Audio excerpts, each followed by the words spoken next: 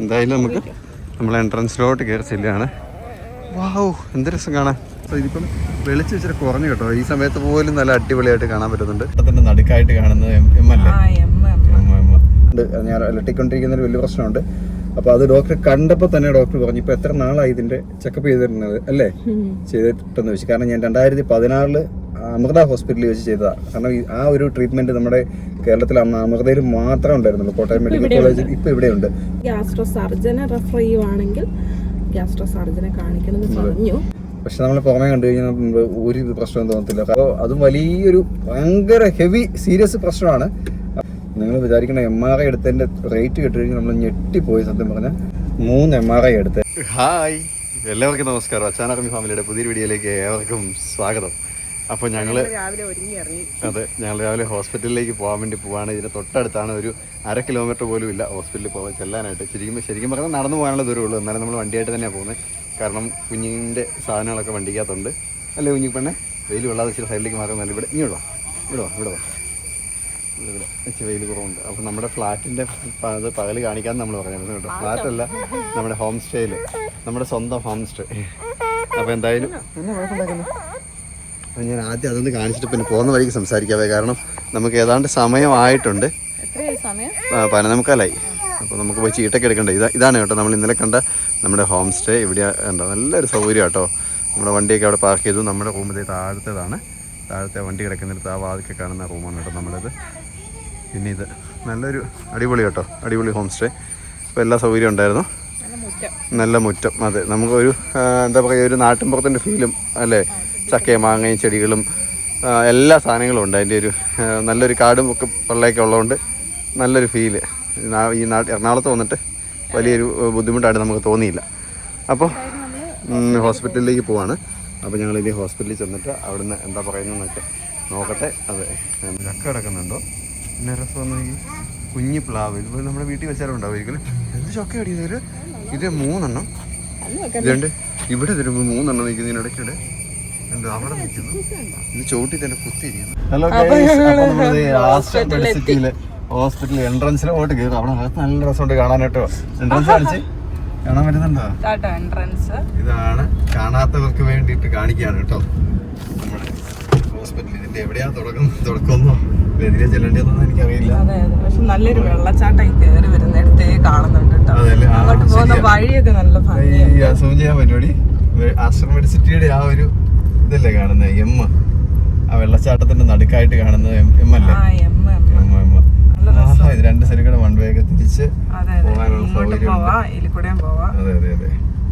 പക്ഷെ നല്ല മൂടലുണ്ട് കേട്ടോ ആകാശം, എന്നാലും നല്ല പ്രകാശം കിടക്കുന്ന നടക്കുവാ. നല്ല രസമല്ലേ ഇതിനകത്തൂടെ പോകണ്ട്. പരവതാനി വിളിച്ച് ചോദിക്കുമ്പോ ഈന്തപ്പന നിൽക്കുന്നതാണോ? ഈന്തപ്പനാണോ?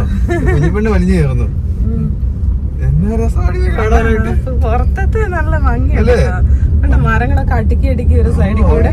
ഇത് എത്ര നാളത്തെ ഇതായിരിക്കും അല്ലേ ഇങ്ങനെ ഇതാക്കി ക്രമീകരിച്ച് വെച്ചേക്കുന്നത് അല്ലേ. മെയിൻറ്റെയിൻ ചെയ്യാൻ എന്നാ ബുദ്ധിമുട്ടായിരിക്കും. അടിപൊളിയാണ് കേട്ടോ കാണാനായിട്ട്. നമ്മുടെ ആശ്രമ മെഡിസിറ്റി എറണാകുളം ആണ് ആദ്യമായിട്ട് വരുന്നത്. OPD ഇതിന്റെയൊക്കെ ഓരോ അത്യാഹിത വിഭാഗം OPD. നമുക്ക് എങ്ങോട്ടാ അടി പോണ്ടേ? നമുക്ക് പാർക്കിങ്ങിലല്ലേ, പാർക്കിംഗ് അങ്ങോട്ട് ഫ്രണ്ടിൽ നിങ്ങളെ കൊണ്ടുവിടാൻ. അങ്ങനെ ഓരോന്നൊക്കെ എഴുതിയൊക്കെ വെച്ചിട്ടുണ്ട്, എന്നാലും നമുക്കൊരു പിടുത്തമില്ല. അപ്പോൾ എന്തായാലും വണ്ടിക്കാര് പുറകിലുള്ളവരെ കയറ്റി വിടാം. നമുക്ക് പോയിട്ട് ബാക്കി അത് അവിടെയൊക്കെ പാർക്ക് ചെയ്യുന്നുണ്ടല്ലോ, വണ്ടി കിടപ്പുണ്ടല്ലോ. ഇഷ്ടംപോലെ വണ്ടി അവിടെയൊക്കെ കിടപ്പുണ്ട്. കേറിയിട്ട് നമുക്ക് എവിടെയാന്നൊരു എത്തുമ്പടിയൊന്നും കിട്ടുന്നില്ല. നോ എൻട്രി എന്നൊക്കെ കാണുന്നുണ്ട്. നോ എൻട്രി അങ്ങോട്ട് എനിക്കറിയില്ല. ഇത് എമർജൻസിയിലേക്കാ പോണേ. പാർക്കിംഗ് അങ്ങോട്ടാന്ന് തോന്നുന്നു. പാർക്കിംഗ് അങ്ങോട്ട്, പാർക്കിങ്ങിനോണ്ട് വേറെ വലുതായിട്ട് എഴുതി വെച്ചിട്ടുണ്ടോ. അത് തിരിച്ചാ പുറകിൽ നമ്മള് കാണുമ്പോഴാണ് ഇത് നടന്നകത്ത് ചെല്ലണമെങ്കിൽ ചിലപ്പം ആണോ? ഹോസ്പിറ്റലിന്റെ പാർക്കിംഗ് പേ പാർക്കിംഗാ?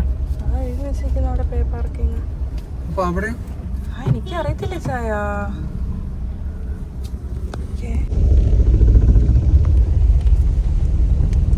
ഇവിടെ പേ പാർക്കിംഗ് ആണ്. നമ്മൾ പേ അല്ലാത്ത പാർക്കിംഗ് ഉണ്ടെന്നാ പറഞ്ഞത്.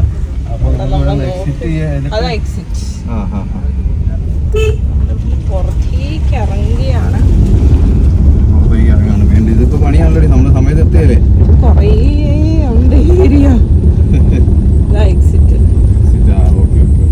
ഈ ചേച്ചിയോട് പറയാൻ പറഞ്ഞത് എക്സിറ്റ് ആണ്. ഇവിടെ പേ അല്ലാത്ത പാർക്കിംഗ് ഉണ്ട്. അപ്പുറ സൈഡ് അടി അവിടെ ഇടാൻ ഇടയുണ്ടോ? ഇടയില്ലാത്തോണ്ടായിരിക്കും ഇവിടെ. അയ്യോ, നമുക്ക് സമയം പോവോ? 12 മണിയായപ്പോ തന്നെ. 15 മിനിറ്റിനുള്ളിൽ കയറി എല്ലാ പരിപാടിയും കഴിയണം. പാർക്ക് ചെയ്തിട്ടില്ലേ?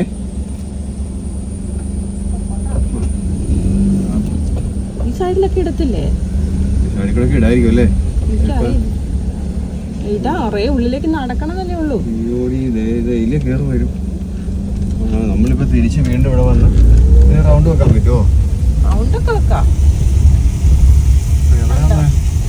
ഒന്നാമത്തെ ഇത് ആദ്യമായിട്ട് വരുന്നതുകൊണ്ട് നമുക്ക് ഒരു ഐഡിയ കിട്ടത്തില്ല. നമ്മൾ ചിലപ്പോൾ വണ്ടി ഇട്ടിട്ട് അങ്ങ് പോയി കഴിയുമ്പോഴായിരിക്കും വേറെ പാർക്ക് ചെയ്യാനുള്ള സൗകര്യമൊക്കെ കാണുന്നത്. ഇത് കണ്ടോ, എൻട്രി എൻട്രി എൻട്രി. ഇത് ഇവിടെ കേട്ടോ, കയറി വരുന്നിടത്ത് തന്നെ അവിടെ കയറി എന്തിനാ പാർക്ക് ചെയ്യുന്നത്? അവിടെയൊക്കെ സ്ഥലം ഉണ്ടല്ലോ, അതിൽ ഇറങ്ങി പോവാമെങ്കിലോ? നമുക്ക് സ്ഥലം കിട്ടിയിട്ടുണ്ട്. സ്ഥലം കിട്ടിയതല്ല, സ്ഥലം കണ്ടെത്തി. പാർക്ക് ചെയ്യാനുള്ള സ്ഥലം കണ്ടെത്തി. 1 കിലോമീറ്റർ നടന്നു. അതാ അവിടെ നിന്ന് വണ്ടി ഇറങ്ങി പോകുന്നുണ്ട്. എവിടുന്ന് പോകുന്നുണ്ട് ചായ? എവിടുന്നും പോകുന്നുണ്ട്.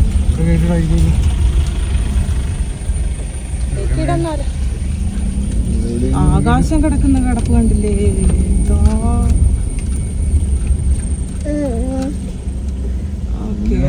അവിടെ ആ മൂലക്കേക്ക് നമ്മളെന്തായാലും കിട്ടി കഴിഞ്ഞാൽ വണ്ടിക്ക് വേറെ വണ്ടി കിടക്കുന്നതിന് പോകാൻ പറ്റാത്ത പരിപാടി. അതിന്റെ പുറകെ വണ്ടിയുണ്ട്. സമയം പോകും. പക്ഷെ അങ്ങനെ ഇടാൻ പറ്റിയല്ല. നമ്മൾ എവിടെയെങ്കിലും കൊണ്ട് ഇടാൻ പറ്റില്ലല്ലോ. അവിടെ അടച്ചു. ചോദിക്കാം. നമ്മൾ ധൃതി പിടിച്ച് വണ്ടി പാർക്ക് ചെയ്തു. ഇതിലേക്ക് ഇതെന്നാ പഴം അടി കിടക്കുന്നത്? ഈന്തപ്പഴമൊന്നുമല്ല, അടയ്ക്കായോ? ഓടി. എന്തായാലും നല്ല രസമല്ലേ കാണാൻ. സമയം ഉണ്ടായിരുന്നു, നമ്മൾ നടന്ന് കണ്ടേനെ കേട്ടോ. ഫുള്ള് കുറേ സമയം എടുത്ത്. പാവത്തിന് ഉറക്കം വന്നിട്ട് ഒരു രക്ഷയില്ല കേട്ടോ. എന്തായാലും നമുക്ക് നമ്മൾ എൻട്രൻസിലോട്ട് കയറി ചെല്ലുകയാണ്. വാവ്, എന്ത് രസം കാണാൻ, എന്ത് ഭംഗി. അതെ, ഇവിടെ നിന്നൊക്കെ ഫോട്ടോ ഒക്കെ എടുക്കണം കേട്ടോ. അതെ അതെ, ഇവിടെ നിന്ന് നമ്മൾ പൊക്കോണ്ടിരിക്കുകയല്ലേ. ഇതിലേക്ക് പഴുത്ത് കിടക്കുന്ന സാധനം നല്ല രസമാണ്. അടയ്ക്കല്ലേ എന്നോടി പൊടി. എന്തോ സാധനം അല്ലേ. ഇതാട്ടോ അതിൻ്റെ എൻട്രൻസ്. നമ്മൾ ഇവിടെ കയറിച്ചിട്ടാണ് ഷീറ്റ് എടുക്കാനായിട്ട്. ഇവിടെയൊക്കെ വണ്ടി ഇടാം കേട്ടോ. പക്ഷെ രാവിലെ വെളുപ്പിനൊക്കെ വന്നു കഴിഞ്ഞാൽ പറ്റും, എല്ലാം നടക്കിയല്ല. അപ്പോൾ നമ്മൾ ഷീറ്റൊക്കെ എടുത്ത് ഇനി അവിടെ ചെന്നിട്ട് ബാക്കി വീഡിയോ എടുക്കാവേ. വണ്ടി വന്ന് ക്യൂ ആയിട്ട് കിടക്കുന്നുണ്ട്. ഇവിടെ ഇറങ്ങാനുള്ള വണ്ടി ആൾക്കാർ പിന്നെ ഉടുക്കത്തെ തിരക്കാന്ന് ചോദിച്ചു. ഭയങ്കര തിരക്ക്. അകത്ത് കയറിയപ്പോൾ തന്നെ ഹെൽപ്പ് ഡെസ്കിൽ നിന്ന് തന്നെ ഒരു ഇന്ന ദൂരം നടക്കാനുണ്ടെന്ന് തോന്നുന്നല്ലേടി. സമയമൊന്നും കളയുന്നില്ല. ഞാൻ എൻ്റെ സമയത്തിൽ ഇങ്ങനെ മസ്റ്റ് ആയിക്കൊണ്ടേ ഇരിക്കുന്നുണ്ട്.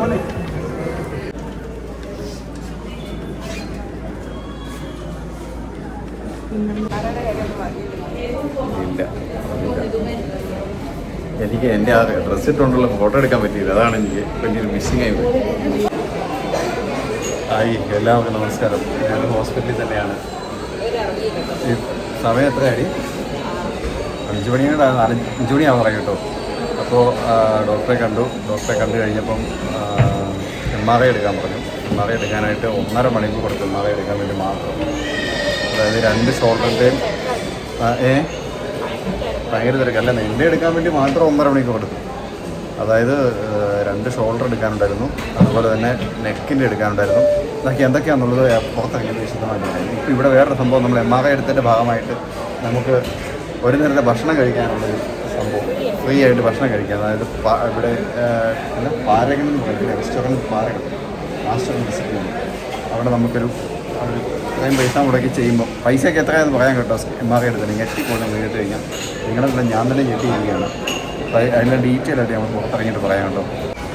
ഗൈസ് അങ്ങനെ നമ്മൾ അവരുടെ ഫ്രീ ഫുഡ് കഴിക്കാം കേട്ടോ. ബ്രെഡ് ഓംലേറ്റും കോഫിയും ക്യാരറ്റ് ജ്യൂസും. ക്യാരറ്റ് ജ്യൂസ് ഞാൻ രണ്ടെണ്ണം പറഞ്ഞു, അബദ്ധത്തിൽ അവർ ഒന്നടിച്ചു പോയി. ബില്ലടിച്ച് കഴിഞ്ഞാൽ പിന്നെ അത് കിട്ടത്തില്ല, അതുകൊണ്ടാണ് അത് അങ്ങനെയായി പോയത്. അല്ലെങ്കിൽ നമ്മുടെ എന്താ പറയുക MRIയുടെ ഭാഗമായിട്ടുള്ള അതായത് അവർ നമ്പർ തന്നു വിടും നമുക്കിവിടെ.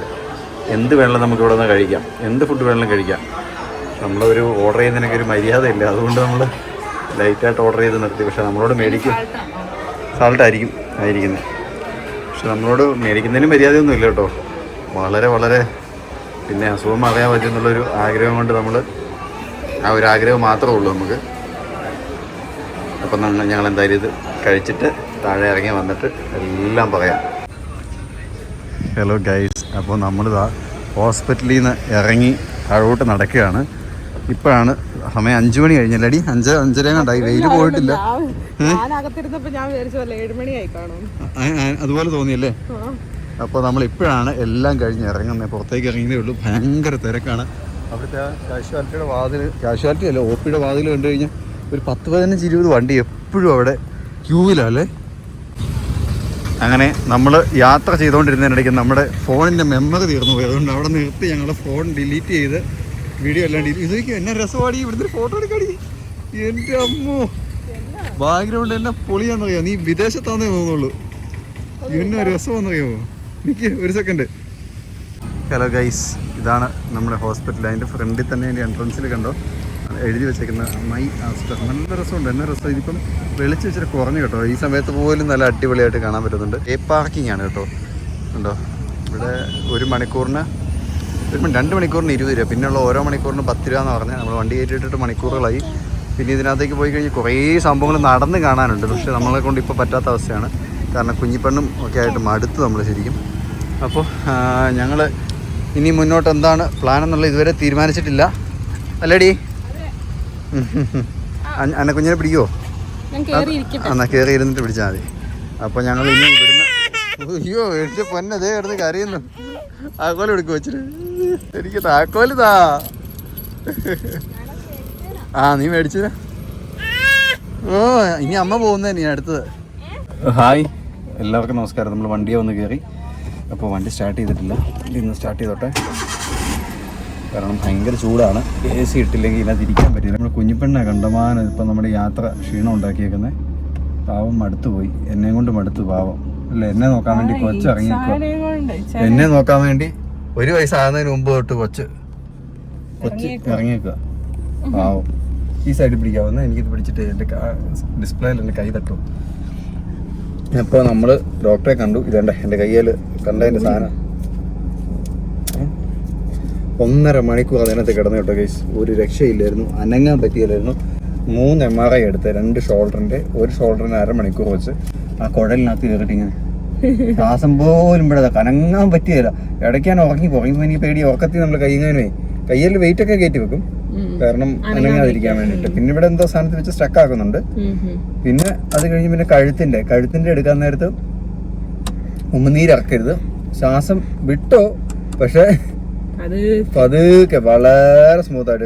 കാരണം ശ്വാസം പോകുന്നുണ്ടെന്ന് പോലും അറിയരുത്, അത്ര ഇതായിട്ട്. അങ്ങനെ നമ്മളോട് പറയുമ്പോൾ പ്രത്യേകം നമ്മൾ ഭയങ്കരമായിട്ട് ഇതാവും, ഭയങ്കര പിടിച്ചു നിൽക്കുമല്ലോ. അതും ഇങ്ങനെ ഈ റൗണ്ടിനകത്ത് കയറി കിടക്കുമല്ലോ. അപ്പോൾ അതുകൊണ്ട് തന്നെ ഓട്ടോമാറ്റിക്കായിട്ട് ശ്വാസോച്ഛ്വാസത്തിൻ്റെ ഇത് ഗതി കൂടുകയാണ്. അപ്പോൾ അതൊരു ബുദ്ധിമുട്ടായിരുന്നു.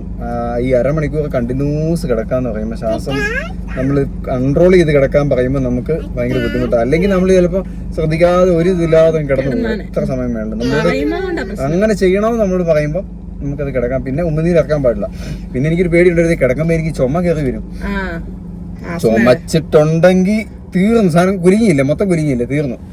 കൈയുടെയും പ്രശ്നമാണ്. ഇപ്പം എന്തോ ഭാഗത്ത് ഞാൻ പിടിച്ച് ഉമിനീരൊക്കെ വന്നിട്ട് എനിക്ക് ഇവിടെ കിരികിരിപ്പൊക്കെ വന്നിട്ട് ഒരെണ്ണത്തിൻ്റെ കഴിയുമ്പോൾ ഇറക്കും ഇതിനകത്തുനിന്ന്. ഇറക്കിയിട്ട് പിന്നെ ഞാൻ നേരെ എടുത്ത് 2 ചുമയൊക്കെ ചുമച്ച് എല്ലാം സെറ്റായിട്ട് വീണ്ടും കിടക്കും. നീ എന്തിനാ ചുമച്ചേ? അപ്പം അങ്ങനെ അത് ചെയ്ത് നമുക്ക് അതിൻ്റെ റിപ്പോർട്ട് കിട്ടിയില്ല. 24 വർക്കിംഗ് അവറാണ് അതിൻ്റെ സമയം. അപ്പോൾ നാളെ ഈ സമയമാകുമ്പോഴത്തേക്കും ആവുമെന്ന് അറിയില്ല. ഇല്ലെങ്കിൽ നാളെ മറ്റന്നാൾ രാവിലെ. അപ്പോൾ എന്തായാലും നമ്മൾ മറ്റന്നാളത്തേക്ക് അപ്പോയിൻമെന്റ് എടുത്തു. നമ്മൾ പോകുന്ന കാര്യമൊന്നും തീരുമാനിച്ചിട്ടില്ല. തിരിച്ചു പോകണോ വേണ്ടയോ എന്നുള്ള കൺഫ്യൂഷൻ. 9:40 അല്ലേ? 9:40, 9:10 9:40 തന്നെയല്ലേ? 10 9 അല്ല 9:10 ആദ്യം 9:10 പറഞ്ഞായിരുന്നു. കാരണം കറക്റ്റ് അവർ പറയുന്ന ടൈം കറക്റ്റ് ആയിരിക്കണം. ആ സമയത്ത് അങ്ങോട്ടും ഇങ്ങോട്ടും നമുക്ക് അപ്പോയിന്റ്മെന്റ് മാറി കഴിഞ്ഞാൽ ടീം ഡോക്ടറിനെ കാണാൻ പറ്റുള്ളൂ. ആ ഡോക്ടറെ കാണാൻ പറ്റിയല്ല. അപ്പോൾ ഡോക്ടർ എന്തായാലും നമുക്ക് കണ്ടിട്ട് നല്ലൊരു ഡോക്ടറായിട്ട് തോന്നി, അത് ഫീൽ ചെയ്തു. അതുകൊണ്ട് തന്നെ ബാക്കി നമ്മളുള്ള കാര്യങ്ങൾ ചെയ്തത്. നിങ്ങൾ വിചാരിക്കണം MRI എടുത്തതിൻ്റെ റേറ്റ് കേട്ടുകഴിഞ്ഞാൽ നമ്മൾ ഞെട്ടിപ്പോയി. സത്യം പറഞ്ഞാൽ ഞെട്ടിപ്പോയി. നമ്മൾ ഒരിക്കലും ഞാൻ അവിടെ തൊടുപുഴ MRI എടുത്തപ്പോൾ ഈ കൈയുടെ മാത്രം എടുത്തത് അന്നേരം 4000 രൂപയാണ്. അന്ന് ഒരു 4 വർഷം മുന്നേ ആയത്. 4 അല്ല ഒരു 3 വർഷമായി കാണുമല്ലോ. 4 കല്യാണം കഴിഞ്ഞിട്ട് 4 ആയില്ല, ഒരു 3.5-4 വർഷം എടുത്ത് കേട്ടോ. അപ്പൊ അന്ന് 4000 രൂപയാണ് ഇതിനായത്. അപ്പൊ അന്ന് ആ ഡോക്ടറെ കണ്ടപ്പോൾ 6000 ഡോക്ടർ പറഞ്ഞു. ആ ഡോക്ടർ ആയതുകൊണ്ട് ആ ഡോക്ടറുടേതായതുകൊണ്ട് 4000 കൊടുത്താൽ മതി എന്ന് പറഞ്ഞു. എന്നാലും 4000 ആയി. 4000 അന്ന് നമ്മള്. അപ്പൊ ഇപ്രാവശ്യം 2 കേടി എടുക്കണമെന്ന് എനിക്കറിയായിരുന്നു. ഞാൻ എപ്പോഴും ഏത് ഹോസ്പിറ്റലിൽ ചെന്നാലും എൻ്റെ മനസ്സുകൊണ്ട് MRI എടുത്തെങ്കിൽ നമുക്ക് കൃത്യമായിട്ട് അറിയാൻ പറ്റുമെന്ന് എൻ്റെ മനസ്സ് പറയുമായിരുന്നു. പക്ഷെ ഒരു ഹോസ്പിറ്റലിൽ ചെല്ലുമ്പോൾ ഡോക്ടർമാർ MRIയിലേക്ക് പോകുന്നില്ല. കാരണം നമ്മൾ ഒരു അസുഖം വന്നാൽ അതിനെക്കുറിച്ച് പഠിച്ച് അവസാനം നമ്മൾ തന്നെ നമുക്ക് തന്നെ മനസ്സിലാവും ഇന്ന സംഭവങ്ങൾ അതിലുണ്ടെന്നുണ്ട്. അപ്പോൾ എവിടെ ചെല്ലുമ്പോഴും എക്സ്റേ എടുക്കുമ്പോൾ കുഴപ്പമില്ല. ഇവിടെ വന്ന ഡോക്ടറെ കണ്ടപ്പോൾ തന്നെ പുള്ളിക്കാരൻ MRI എടുക്കണമെന്ന് ഇങ്ങോട്ട് അന്നേരം പറഞ്ഞു പുള്ളി. അപ്പം നമുക്കറിയാം, മനസ്സിലായി. ഓക്കെ. പക്ഷേ MRI എടുക്കുമ്പോൾ ഞാൻ മാക്സിമം അന്ന് 4000 ആയത് 4 ആവും. അതിൻ്റെ ഇരട്ടി ഒരു 15000 രൂപ ആവും എന്നാണ് ഞാൻ പ്രതീക്ഷിച്ചത്. പക്ഷേ ഇവിടെ MRI എടുക്കാൻ ഒരു 28000 രൂപ എന്ന് പറഞ്ഞു. ഞെട്ടിപ്പോയി. അപ്പോൾ MRI അത് കൂടുതൽ MRI മാത്രമല്ല, 2 ഷോൾഡറിന്റെ MRI വരുന്നുണ്ട്. നെക്കിന്റെ സ്ക്രീനിങ് അതിന് നമുക്കറിയത്തില്ല, മനസ്സിലാവുന്നില്ല. നെക്കിന്റെ സ്ക്രീനിങ് എന്ന് പറഞ്ഞു. അതും കൂടെ കൂട്ടിയാ കേട്ടോ. അപ്പോൾ അതിനാണ്ട് 11000 12,000 രൂപ അതിന് മാത്രം വരുന്നുണ്ട്. അപ്പോൾ അതെല്ലാം കൂടെ കൂട്ടിയാണ് ഇത്രയും പൈസ വന്നത്. 3 MRI. അപ്പോൾ 2 ഷോൾഡർ MRI ഇതിന്റെ ഇതും അത് MRI. അതെ അത് MRI തന്നെയാണ്. അതിനകത്ത് തന്നെ കയറ്റി കിടത്തില്ലേ ചെയ്യുന്നത്. അപ്പോൾ അതിന് ഇത്ര പൈസയായി. ഇപ്പൊ ഇന്ന് ഒറ്റ ദിവസം കൊണ്ട് നമുക്ക് ഒരു 30-35,000 രൂപ ഇന്ന് ഒറ്റ ദിവസം കൊണ്ട് നമുക്ക് എന്റെ കൈ കാരണം ബാക്കിയുള്ള എല്ലായിടത്തും കൊടുത്തത് വെച്ച് നോക്കുകയാണെങ്കിൽ ഏകദേശം അതിലും കൂടുതലുണ്ടെന്ന് തോന്നുന്നു. ഉറപ്പല്ലേ നമ്മൾ ഇന്ന് ലോകം മുഴുവൻ നടന്നു വെച്ച് നോക്കുമ്പോൾ. പക്ഷെ നമുക്ക് വേറൊന്നുമല്ല, അതിന്റെ കാരണം കണ്ടെത്തുക. ഇന്നിപ്പോ ഡോക്ടർ മരുന്നിനെ കുറിച്ചിട്ടുണ്ട്. ഞാൻ മരുന്ന് മേടിച്ചില്ല. കാരണം എന്തിനാ മരുന്ന് മേടിക്കുന്നത്? കാരണം ഇതിന്റെയും കൂടെ റിസൾട്ട് അറിഞ്ഞതിന് ശേഷം ഞാൻ മരുന്ന് കഴിക്കുന്നുള്ളൂ. വെറുതെ മരുന്ന് നമ്മുടെ ശരീരത്തേക്ക് കടത്തിവിടേണ്ട ഒരാവശ്യമില്ല.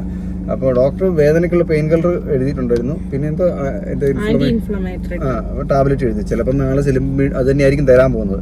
അപ്പോൾ എന്തായാലും ഞാൻ വെച്ചാൽ ഇത്ര നാൾ പോയി. അപ്പോൾ ഇനി എന്തായാലും ആ റിസൾട്ട് വന്ന് ഡോക്ടറെ കണ്ട് എന്താണ് അതിൻ്റെ കാരണം എന്ന് കണ്ടെത്തിയതിന് ശേഷം നമുക്ക് മരുന്ന് കഴിക്കാമെന്ന് ഞാൻ പറഞ്ഞു. ഇനി അഥവാ വേറെ കാരണങ്ങളൊന്നും ഇതിനില്ല, വേറെ എന്തെങ്കിലും പ്രശ്നം ഉണ്ടാകുന്നുണ്ട് ഉള്ള തീരുമാനം നമുക്കറിയാൻ പറ്റും. ഇവിടെ ഒരു വിഷയവും ഇല്ലെങ്കിൽ പിന്നെ നമുക്ക് ഉറപ്പിക്കാം എനിക്ക് അസ്ഥി സംബന്ധമായിട്ട് പൊട്ടലോ തട്ടലോ ഒന്നും ഉണ്ടായൊരു പ്രശ്നമല്ല, വേറെ എന്തോ പ്രശ്നമാണ്. കാരണം അതിനിടയ്ക്ക് ഡോക്ടർ പറഞ്ഞു എനിക്ക് വയറിലൊരു വലിയൊരു പ്രശ്നം ഉണ്ട്, ഞാൻ അലട്ടിക്കൊണ്ടിരിക്കുന്ന ഒരു വലിയ പ്രശ്നമുണ്ട്. അപ്പോൾ അത് ഡോക്ടറെ കണ്ടപ്പോൾ തന്നെ ഡോക്ടർ പറഞ്ഞു ഇപ്പോൾ എത്ര നാളായി ഇതിൻ്റെ ചെക്കപ്പ് ചെയ്തിരുന്നത് അല്ലേ ചെയ്തിട്ടെന്ന് വെച്ച്. കാരണം ഞാൻ 2016 അമൃത ഹോസ്പിറ്റലിൽ വെച്ച് ചെയ്തതാണ്. കാരണം ആ ഒരു ട്രീറ്റ്മെൻറ്റ് നമ്മുടെ കേരളത്തിൽ അന്ന് അമൃതയിൽ മാത്രമേ ഉണ്ടായിരുന്നുള്ളൂ. കോട്ടയം മെഡിക്കൽ കോളേജിൽ ഇപ്പോൾ ഇവിടെയുണ്ട്, കോട്ടയം മെഡിക്കൽ കോളേജിൽ പോലും ഇല്ലായിരുന്നു. അപ്പോൾ അത് അത്രയും ഭയങ്കര ഹെവി സീരിയസ് ആയിട്ടുള്ളൊരു വിഷയമാണ്. അത് കണ്ടപ്പോൾ തന്നെ ഡോക്ടർ പറഞ്ഞു ഇത് എത്രയും പെട്ടെന്നൊന്ന് നോക്കണമെന്ന് പറഞ്ഞു. കാരണം അതിൻ്റെ അവസ്ഥ എങ്ങനെയാണെന്നുള്ള അറിയാൻ പറ്റത്തില്ല. അപ്പം നല്ല ഡോക്ടർമാർ ഇവിടെയുണ്ട്. ഇന്ന് കാണിക്കാനാണ് പറഞ്ഞത്, പക്ഷെ കാണിക്കാൻ പറ്റിയില്ല. നമ്മളെല്ലാം കഴിഞ്ഞ് ഇറങ്ങിയപ്പോൾ തന്നെ 6 മണിയായി. അപ്പോൾ ഗ്യാസ്ട്രോയിനെ കാണിച്ചിട്ട് ഗ്യാസ്ട്രോ ചിലപ്പോൾ ഗ്യാസ്ട്രോ സർജനെ റെഫർ ചെയ്യുവാണെങ്കിൽ ഗ്യാസ്ട്രോ സർജനെ കാണിക്കണമെന്ന് പറഞ്ഞു. ഞാൻ പറഞ്ഞില്ല എപ്പോഴും നമ്മളിങ്ങനെ അണിഞ്ഞൊരുങ്ങി നല്ല ഇത് നടക്കുന്നില്ല. നമ്മുടെ ഉള്ളിൽ ഒരുപാട് പ്രശ്നങ്ങളുമായിട്ടാണ് നമ്മൾ നടക്കുന്നത്. പക്ഷെ നമ്മൾ പുറമെ കണ്ടു കഴിഞ്ഞാൽ ഒരു പ്രശ്നവും തോന്നത്തില്ല. കാരണം നമ്മള് പുറത്തിപ്പോ എല്ലാരോടും എനിക്ക് പ്രശ്നമുണ്ടെന്ന് പറഞ്ഞാലും ഇല്ല, ഇതിപ്പോ കാര്യമില്ല.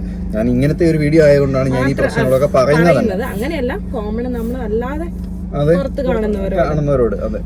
അപ്പോൾ അതും വലിയൊരു ഭയങ്കര ഹെവി സീരിയസ് പ്രശ്നമാണ്. കാരണം എനിക്ക് നടുവിനൊക്കെ പ്രശ്നങ്ങൾ വരും, നടുവിന് വേദന വരുന്നുണ്ട്. അപ്പോൾ അതും നടുവിന് വേഗം പറഞ്ഞല്ലോ വെയിറ്റ് ലോസ് അല്ലേ. അപ്പോൾ ഉണ്ടെങ്കിൽ തീർച്ചയായിട്ടും ഡോക്ടർ എമർജൻസി അത് കണ്ടേച്ച് പറഞ്ഞെന്നുള്ള രീതിയിൽ തന്നെയാണ് ഡോക്ടർ സംസാരിച്ചത്. നിങ്ങൾ ഇപ്പം തന്നെ പോയി കാണുന്ന പറഞ്ഞ ഇറക്കി വിട്ടേ അവിടുന്ന്. പക്ഷെ നമുക്കിതെല്ലാം ചെയ്ത് വന്നപ്പോൾ ഇന്ന് കാണാൻ പറ്റിയില്ല. ഇവിടെ പക്ഷേ അതുകൂടെ കണ്ടു കഴിഞ്ഞാൽ നമ്മൾ ഉദ്ദേശിക്കുന്നിടത്ത് നിൽക്കുമെന്നുള്ളതാണ്. നമ്മൾ സാധാരണക്കാരനെ കൊണ്ട് ഇവിടുത്തെ ഹോസ്പിറ്റലിൽ വന്നാൽ അതിനൊരു തീരുമാനമുണ്ട്, അത് ഉറപ്പാണ്. കാരണം അസുഖങ്ങൾ കണ്ടെത്തി അവർ ട്രീറ്റ് ചെയ്യും. പക്ഷെ അത് കണ്ടെത്താൻ ഉപയോഗിക്കുന്ന മാർഗങ്ങൾക്ക് ഭയങ്കര എക്സ്പെൻസീവ് ആണ്.